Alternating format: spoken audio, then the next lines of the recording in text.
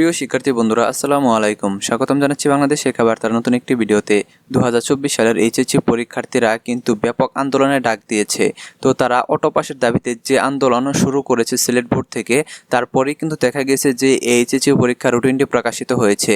যদিও এর আগে বলা হয়েছিল যে 11 তারিখ অর্থাৎ 11 সেপ্টেম্বর পরীক্ষা শুরু হবে, কিন্তু তারপরে যখন শিক্ষার্থীরা আন্দোলনে নামলো তখনই কিন্তু দেখা গেল যে শিক্ষা বোর্ড অতি তাড়াহুড়া করে কিন্তু তোমাদের স্থগিত পরীক্ষার রুটিনটা প্রকাশ করে দিল।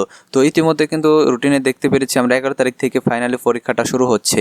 তো শিক্ষার্থীদের আন্দোলন হয়তো থামিয়ে দেওয়ার জন্য অতি দ্রুত এই কার্যক্রমটা করা হয়েছে, কিন্তু শিক্ষার্থীরা যে আলটিমেটাম দিয়েছে যে তারা অটো পাস আদায় করেই ছাড়বে। শিক্ষার্থীদের দাবিগুলোর মধ্যে গুরুত্বপূর্ণ যে দাবিগুলো হচ্ছে সেটা হচ্ছে, প্রথমে অধ্যাপক তপন কুমার সরকার অর্থাৎ তোমাদের ঢাকা বোর্ডের চেয়ারম্যান ও শিক্ষা সমন্বয়ক কমিটির যে সভাপতি তপন কুমার সরকার, তার পদত্যাগ চেয়েছেন শিক্ষার্থীরা। পাশাপাশি তোমাদের এইচএসসি পরীক্ষা বাতিল করে তারপরে এইচএসসি পরীক্ষার যে রেজাল্টটা সেটা কিন্তু এসএসসি পরীক্ষার রেজাল্ট দেখে মূল্যায়ন করতে বলা হয়েছে, অথবা সবাইকে অটো পাস দিতে বলা হয়েছে। তো সর্বোপরি কিন্তু সকল শিক্ষার্থীরা চাচ্ছেন যে অধ্যাপক তপন কুমার সরকার পদত্যাগ করুক। এটা নিয়ে কিন্তু আমরা অনেক নিউজ দেখেছি এবং বিভিন্ন যে গ্রুপগুলো রয়েছে ফেসবুক গ্রুপে, সেখানেও কিন্তু এই বিষয়টা আলোচনায় এসেছে। ইতিমধ্যে কিন্তু সারা বাংলাদেশে 17 তারিখ এবং 18 তারিখ কিন্তু আন্দোলনের কিন্তু বিশাল প্রস্তুতি চলছে। তো আজকের ভিডিওতে আমি সবকিছু তোমাদের মাঝে তুলে ধরবো, পাশাপাশি তোমাদের অটো পাস দেওয়ার সম্ভাবনা কতটুকু রয়েছে সেটাও তোমাদের মাঝে তুলে ধরবো। তো তোমরা যারা ভিডিওটি দেখতেছো প্রথম থেকে শেষ পর্যন্ত দেখতে থাকো, আর তোমরা যারা এখন আমাদের চ্যানেলটি সাবস্ক্রাইব করো না, শিক্ষা সম্পর্কিত সকল তথ্য, তোমাদের এইচএসসি পরীক্ষার সকল আপডেট, পাশাপাশি তোমাদের ইউনিভার্সিটি ভর্তি এবং অনার্স ভর্তির সমস্ত তথ্য কিন্তু আমাদের চ্যানেল পেয়ে যাবা। কাজে শিক্ষা সম্পর্কিত সকল তথ্য সবার আগে পেতে আমাদের চ্যানেলটি সাবস্ক্রাইব করে পাশে থাকা বেল আইকনটি বাজিয়ে দাও। আর যারা সাবস্ক্রাইব করেছে তাদেরকে অসংখ্য ধন্যবাদ।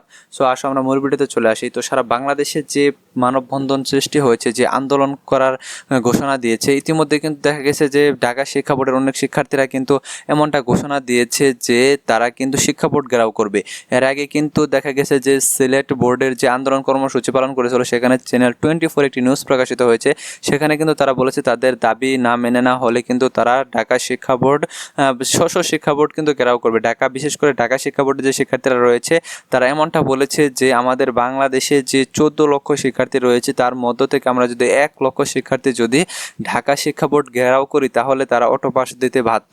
তো তারা কিন্তু দেখা গেছে যে বর্তমানে কোটা সংস্কার আন্দোলনে যেভাবে সরকার পতন ঘটিয়েছে, এর মধ্য দিয়ে কিন্তু তাদের মধ্যে কিন্তু একটা মনোবল, একটা জোর সৃষ্টি হয়েছে যে তারা আন্দোলনের মাধ্যমে তাদের দাবি আদায় করতে পারবে।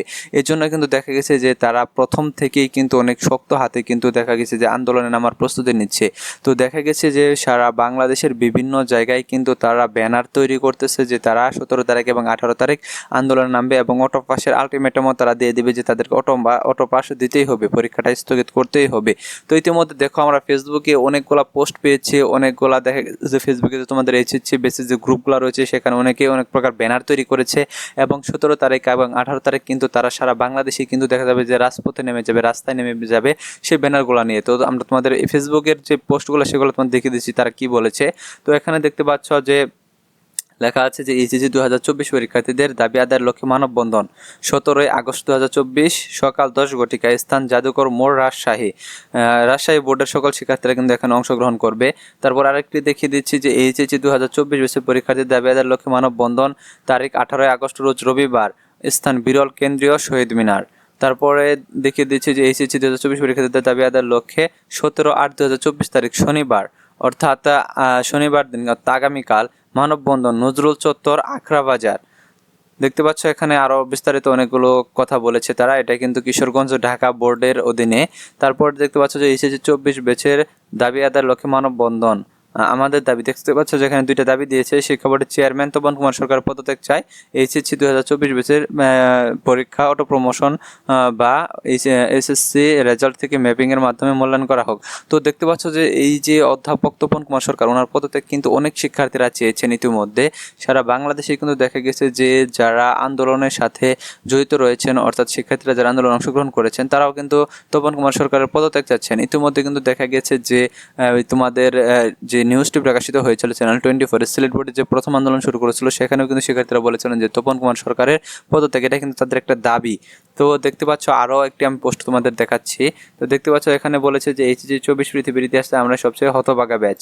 তারপরে তোমাদের দেখতে পাচ্ছ এখানে প্রিন্টিং করা হচ্ছে যে রাজশাহী বোর্ডের, এখানে কিন্তু তোমাদের মানববন্ধন কর্মসূচি পালন করতে হবে এবং তাদের দাবিগুলোও কিন্তু তারা দিয়ে দিয়েছে। তাতে বোঝা যাচ্ছে যে সামনে কিন্তু দেখা যাচ্ছে 17 তারিখ 18 তারিখ বিশাল কর্মসূচি ডেকে নেবে কিন্তু এইচএসসি পরীক্ষার্থীরা। তো তাদের অটো পাস আদায়ের সম্ভাবনা কতটুকু থাকবে?